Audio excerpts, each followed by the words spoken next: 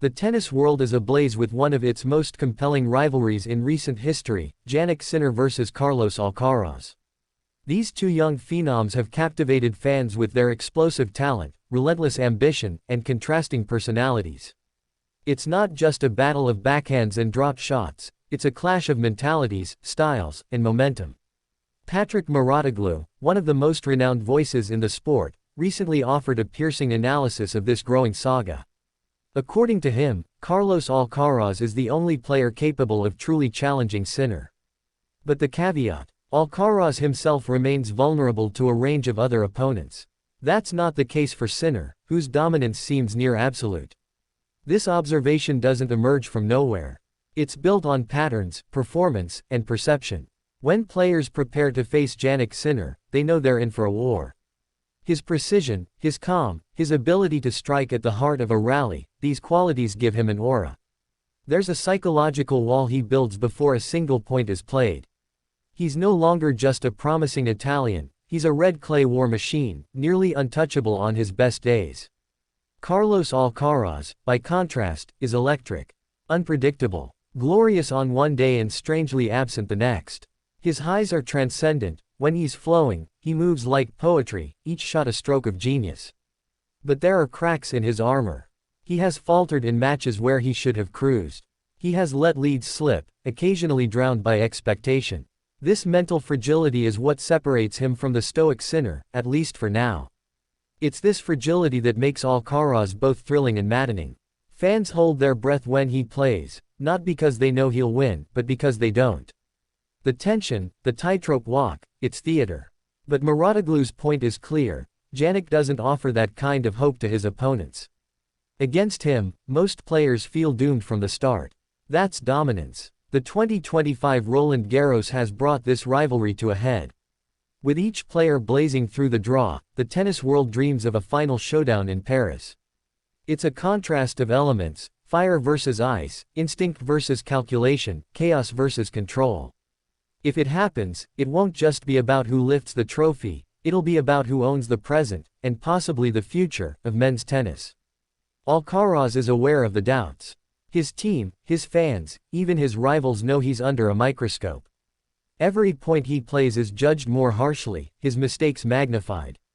But pressure creates diamonds, and if Carlos can channel the nerves into brilliance, he might shatter the idea that Sinner is invincible. That's what makes him dangerous. He doesn't need consistency to beat greatness, he just needs one perfect day. And yet, Sinner doesn't wait for a perfect day. He manufactures them. He walks into matches with clinical focus, rarely straying from his plan. His footwork is tight, his timing impeccable. He isn't rattled by surprise or momentum shifts. That machine-like mentality is why players speak about him with a different kind of respect, less admiration, more fear. The numbers support it. Sinner's win-loss record over the past 12 months is staggering. He's beaten every top contender except Alcaraz, and often without dropping a set. His serve has become a weapon. His return game is suffocating. He doesn't give free points, and he doesn't offer comebacks.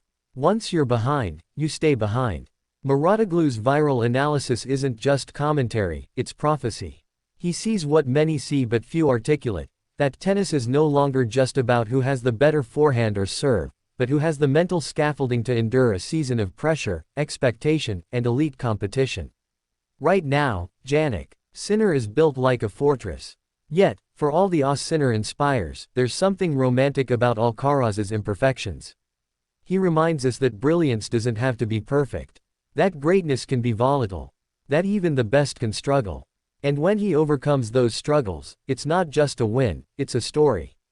A redemption. A resurrection. Fans are split. Some are drawn to the relentless excellence of Sinner, the modern professional. Others live for the flashes of genius from Alcaraz, the chaotic artist.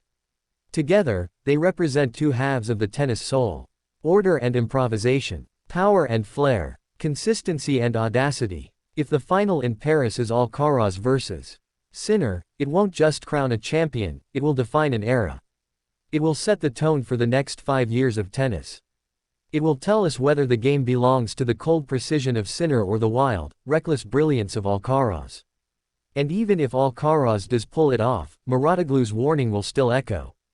Because one win over Sinner doesn't erase the fact that Carlos has stumbled elsewhere. If he wants to dominate the tour, he must first conquer himself.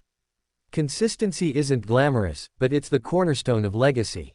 Meanwhile, Sinner quietly marches forward, unbothered by noise, unaffected by hype. He doesn't need headlines, he writes them with results. He doesn't need to scream for attention, his racket speaks volumes.